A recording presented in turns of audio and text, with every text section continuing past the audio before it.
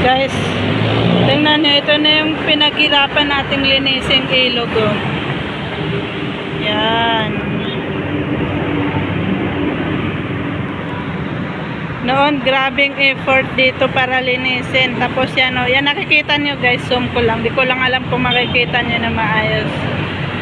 Gabundok yan ngayon na basura.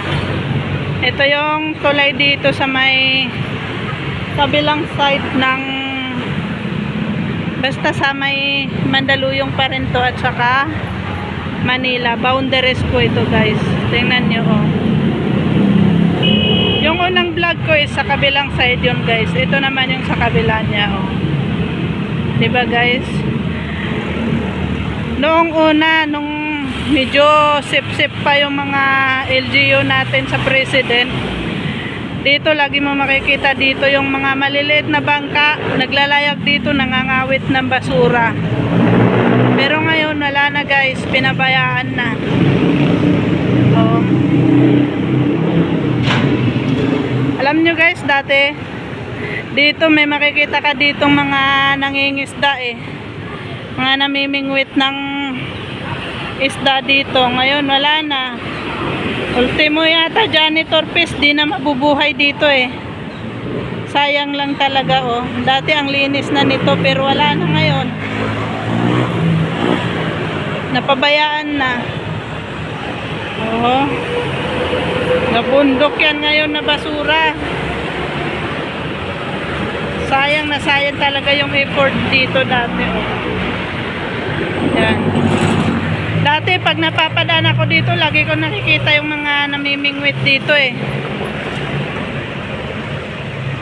Ngayon, ultimo butite, janitor fish, di na yata mabubuhay dito. Yan o.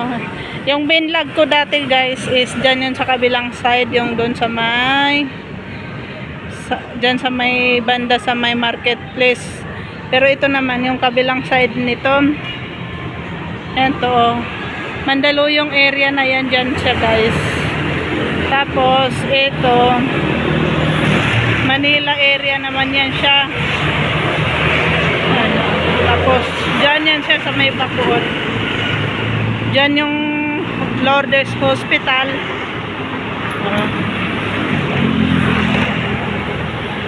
Yan.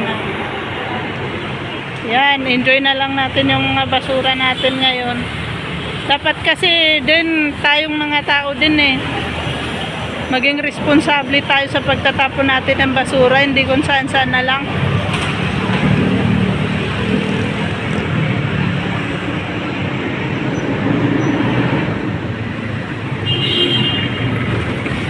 Yan.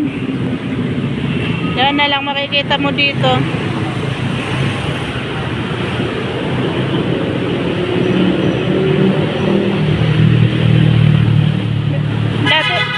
Dati wala nang amoy dito eh. Ngayon, sobrang sangsang na. Wala na. Balik na ang ilog Pasig sa dati.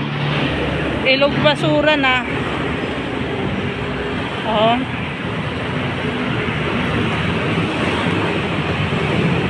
Dati ang ganda-ganda na dito oh.